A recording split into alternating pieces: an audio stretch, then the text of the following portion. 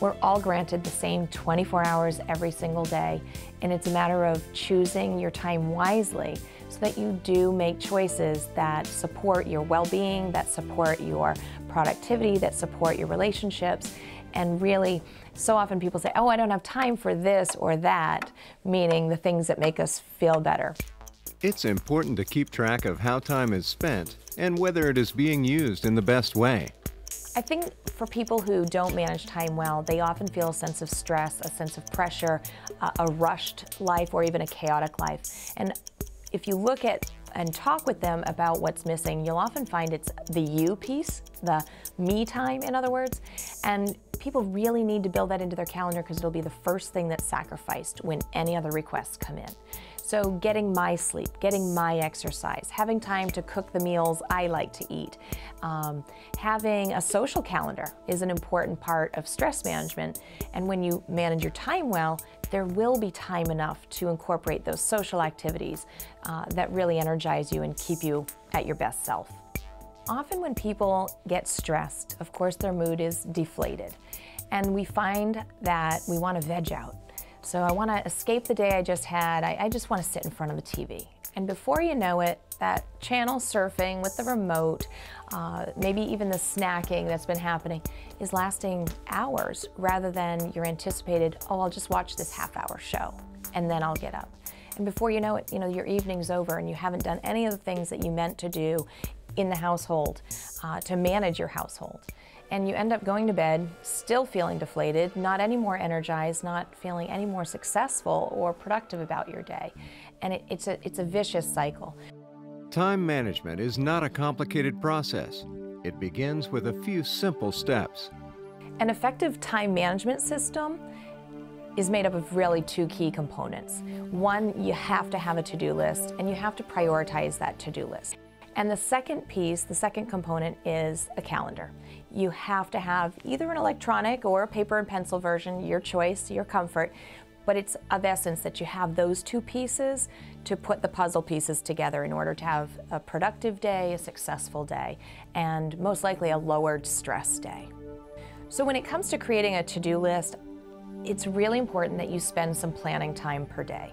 Now most people go, planning time? I don't have time for planning time. That's the key component to creating a to-do list. Evaluating what is important to me, what is important in my world that I need to get done today or tomorrow. So you can be a time manager in the morning, you can be a time manager planner in the evening, your choice. It's just that it must get done. The to-do list should be an honest reflection of priorities so that tasks are completed in the order of importance. We have a tendency to do the easy, likable, more enjoyable tasks first because we know we can check them off the list. When it comes to your calendar, once you have identified that to-do list, you've prioritized the items, it's important to then actually schedule them into your day. Everyone has experienced the frustration of looking for a misplaced item. Good organization helps to ensure that precious moments are not wasted. An item will always be homeless if you don't give it a home. So every item, whether it be in your home, your workspace, or your work area, you need to have a home for that item. It could be a filing cabinet, it could be a shelf, it could be the desk drawer, it could be on top of the desk in an organizer. But it has a space. It knows where it belongs, you know where it belongs, so that you can also go back to find it. It's a good idea to take care of some things as soon as they come up. There's something known as the 5-minute rule. And what that applies to is emails, mail, hard copy papers, anything that you can look at in 5 minutes or less and know if you're going to do it, delegate it, or delete it. So I actually also call it the 3D rule as well. Do it, delegate it, or delete it. So does this belong to me? Can I get this done in the next 5 minutes? Let me do it right now. And that avoids that procrastination tendency that we might have. Oh, this is easy, I'll get it done later. Let's do it now. If you delegate, give it to the person that it belongs to, whether it be a coworker, a household mate, whomever. And then of course, delete it. Is this junk email that's filling up my inbox? Am I ever going to read this? Unsubscribe from that email. If it's not fulfilling you, it's not something you're involved in anymore, get off the distribution list. Whether at work or at home, getting help from other people frees up time to focus on the things you do best and enjoy the most. Effective time management helps create balance and equilibrium. Maintaining that all-important balance may require some diplomacy at times. So another element to time management and being effective at it is learning the art of saying no. There are some graceful ways to actually say no when you need to say no, and I think a lot of people fear, what do I say? How do I not look selfish? How do I not look like I'm letting somebody down? And that's one of the fears often that drives us to keep saying yes and to overbook ourselves.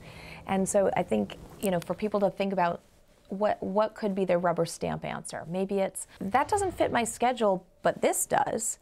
Or I don't feel I can give that the attention it deserves. I think somebody else might be a better candidate. So you just let people know what you're capable of and what your limitations are. Trying to do more than one task at a time may seem like a great way to get things done, but juggling too many things at once can lead to problems. Your brain's only capable of working on one thing at a time.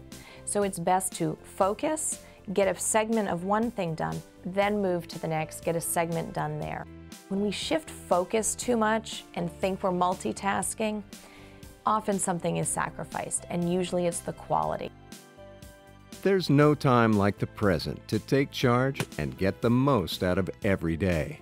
Start with a calendar, start with that, prioritizing that to-do list, and spending a few minutes a day planning. Often when we are so rushed and feeling like we've got a hectic life going on, we're not pausing, we're not taking time to reflect. What did I accomplish today, and what do I need to accomplish tomorrow? There's a great deal of satisfaction that comes from a job well done. A productive, low-stress day allows for more time to enjoy life. With good time management, just think what you can accomplish in 24 hours.